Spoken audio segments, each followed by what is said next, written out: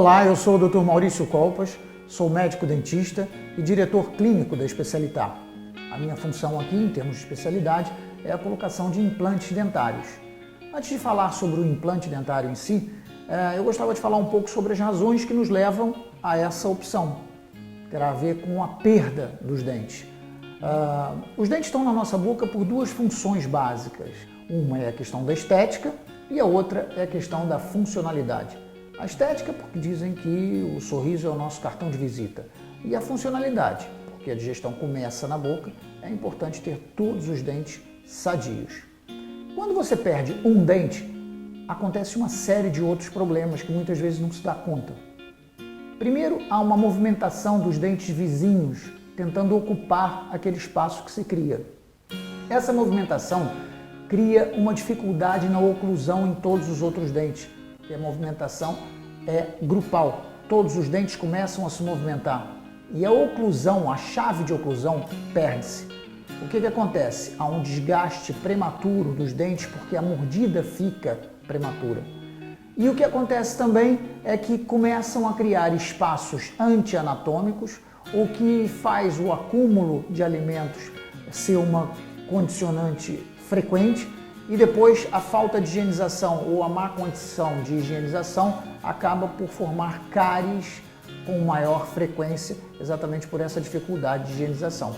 E daí sucessivamente novas perdas dentárias e maior espaço entre os dentes sem a condição de mastigação, a condição fisiológica de mastigação. É aí que entra a opção do implante. O implante dentário é como se nascesse um dente novo naquela região, mas o quanto mais rápido, melhor, porque há menos perda óssea e há menos movimentação dos dentes. Automaticamente, quando você coloca aquele implante, você já começa a resguardar o espaço que era do outro dente.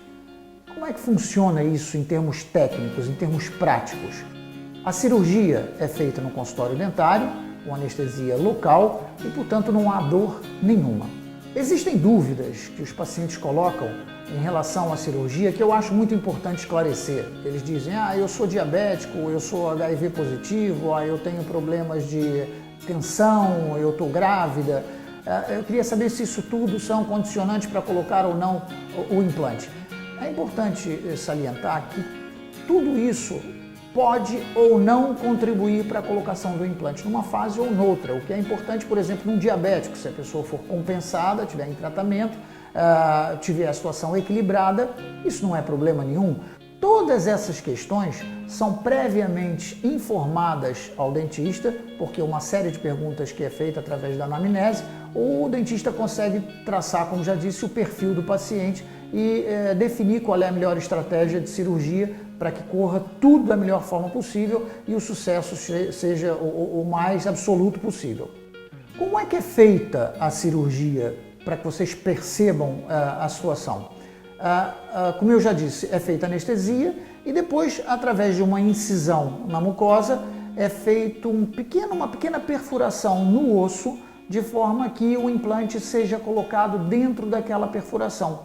Num linguajar mais popular, digamos assim, menos técnico e de forma bastante didática, é o que eu costumo dizer aos meus pacientes, é como você querer colocar uma bucha numa parede, por exemplo, para fixar um quadro ou fixar qualquer objeto. Você faz uma perfuração, coloca uma bucha e depois fixa um parafuso nessa bucha que está lá dentro. Portanto, a bucha, entre aspas, seria o implante, que vai ficar colocado no osso para mais tarde ser aparafusado um dente em cima desse implante. Existem pessoas que perguntam, mas se eu vou extrair um dente, eu posso colocar o implante no mesmo dia?